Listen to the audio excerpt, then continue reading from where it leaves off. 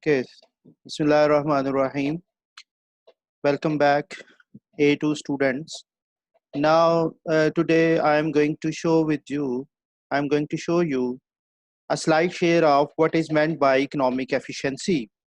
We have studied in our previous lesson, in our first lesson, what is meant by efficiency. That means the wastage of the resources. When resources are being wasted, not wasted, their wastage is minimized, then we say the economy is going to achieve economic efficiency.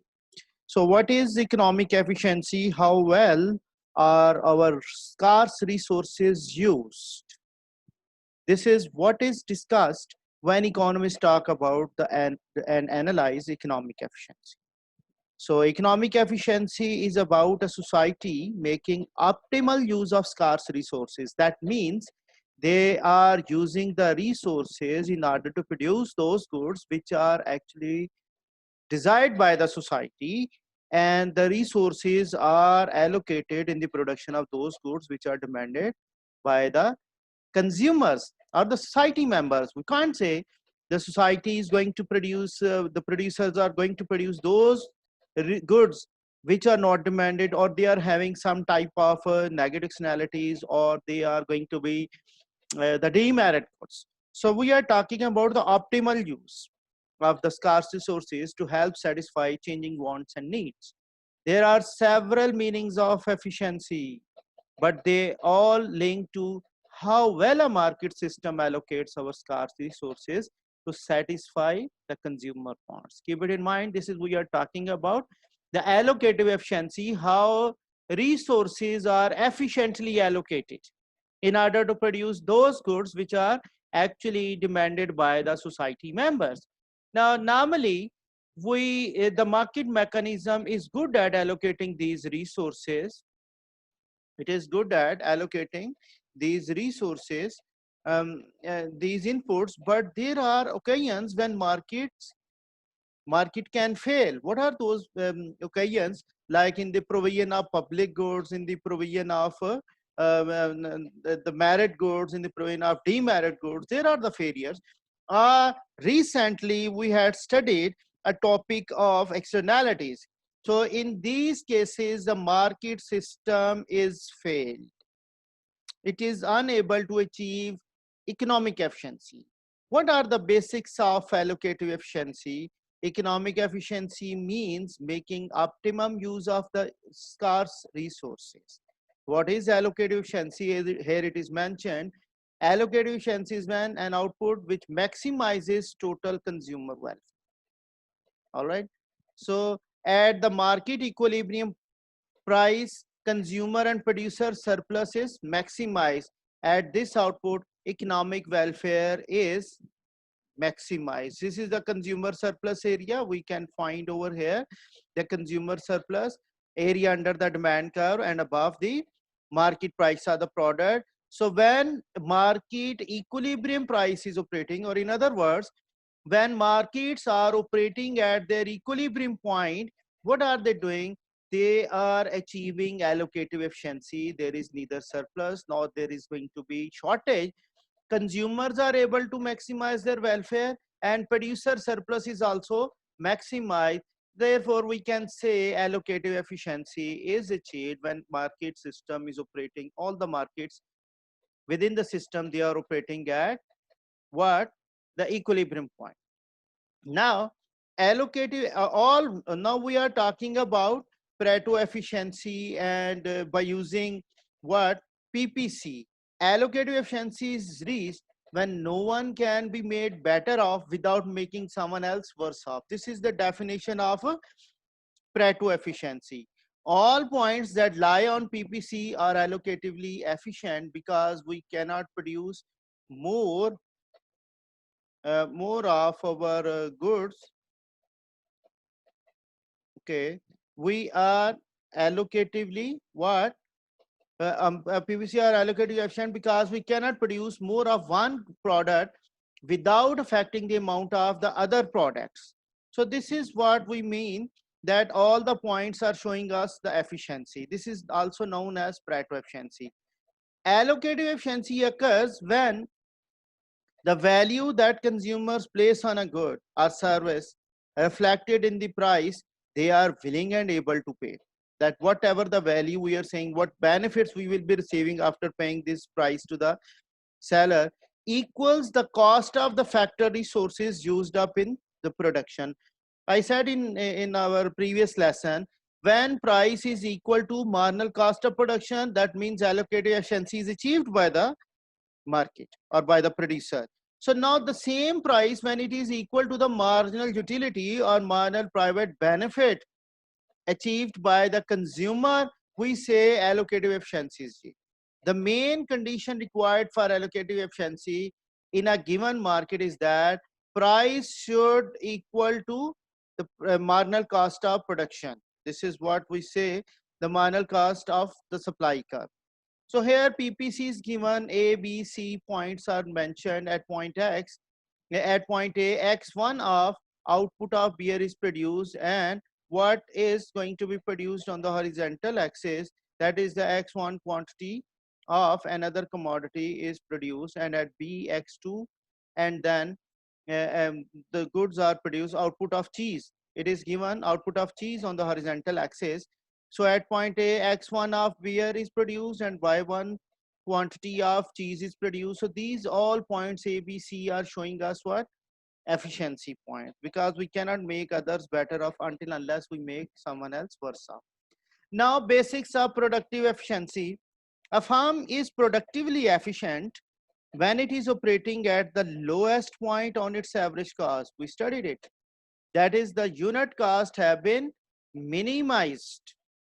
Productive efficiency exists when producers minimize the wastage of resources. Productive efficiency also relates to when economies is on their production possibility curve. So when the economy is operating along production possibility curve, none of the resources is wasted. We say it is achieving productive efficiency. An economy is productively efficient if it can produce more of one good only by producing less of another. That is the Pareto efficiency. So here it is given, productive efficiency is achieved when long run unit cost of production is at its minimum point. Like this is the average cost curve which is given to us. So we say, so this is going to have the minimum point here. If firm is producing at the minimum point of its long run average cost curve, then it is achieving what? Productive efficiency. We can also say this is the dynamic efficiency which is achieved in the long run. Now, basics of social efficiencies. One we said private economic efficiency. Private economic efficiency is the point where marginal private benefit equals to marginal private cost.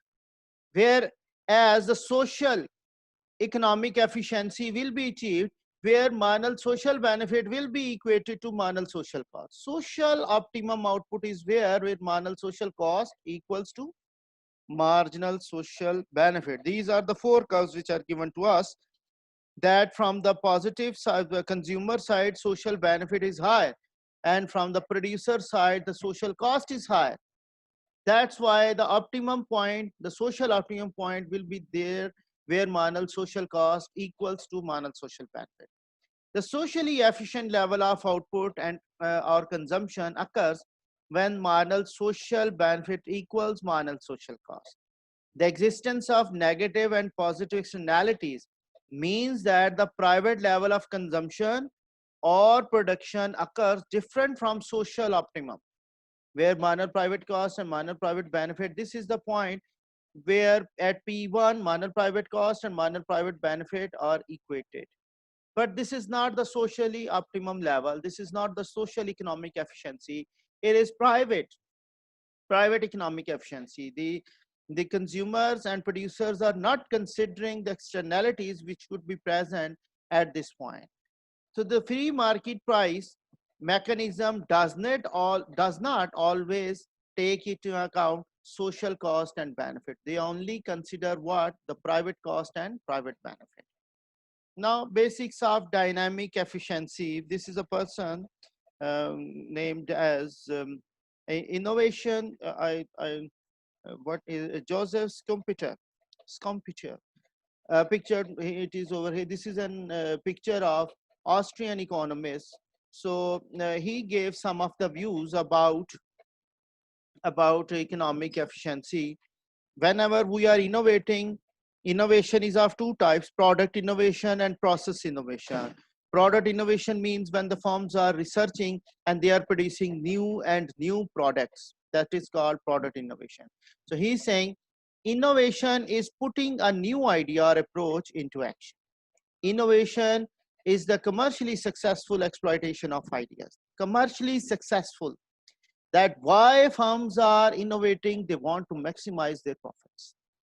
So small scale and frequent subtle changes to the characteristics and performance of a good or a service. Like we are we are looking at different types of cell phone models. As a new model is coming, there are little bit changes, but the firms are actually, they are commercially successful in order to maximize their profit. They're not giving too much ideas in their new product, but they are innovating in order to attract more buyers, and they will be able to sell more product, and they will be able to maximize their profit. What is the process innovation? Process innovation means when firms are researching to have a new method of production by which they will be able to reduce their per unit cost of production. Changes to the way in which production takes place or is organized. Changes in the business models and pricing strategies. Innovation has demand and supply side effects in markets and the economy as a whole. What Mr. Joseph is saying, he says, coined the term creative destruction, which refers to the upheaval of the established order in the pursuit of innovation. Smaller, disruptive businesses often challenge existing firms with market power. Why? They are innovating, they are having the market power, so they are challenging the whole market. So come towards the examples of dynamic efficiency. We can say December 2015, Porsche to make electric sports car in 700 million euro project aimed at challenging Tesla's dominance of the battery powered sports car market. This is dynamically efficient market example. December 2015, Ford says it will invest $4.5 billion or 3 billion pounds to expand its fleet of plug-in and hybrid electric vehicles, and will start selling 30 new electric models by 2020. Now, 2015, Huawei reveals a new quick charge battery. Now, 2015, the doctor will text you now. Will mobile devices change healthcare? New app allows doctors to process their patients electronically and remotely. So these are the innovations which are present, and we say we are having innovation, and they are going to achieve different types of economic efficiencies. December 2015, could storage providers to face investigation by regulators.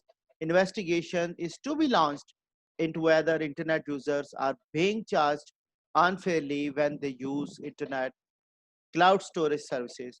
November 2015, Shell BG, jailed to win green light. Competition regulators in China and Australia like to support move to create Britain's biggest economy. So these could be the examples. Now, key concepts: cost reducing innovation, innovation in the market, cost reducing innovation causing an upward shift in supply, causing an outward shift, like downward supply will be shifting. They allow businesses to enjoy high profit margins with a given level of demand. Now, the creative destruction, first introduced economist Joseph, it refers to the dynamic effects of innovation with new products or business models. Some jobs are lost, but new ones are created. This is called creative destruction by Mr. Joseph. So, so we are going to have monopoly and allocative inefficiency. We will be dealing with them in our coming chapter of market structures. We will be studying monopoly and how they will be achieving economic inefficiency, and competition is having more economic efficiency rather than monopoly. So these are market failure and lost efficiency.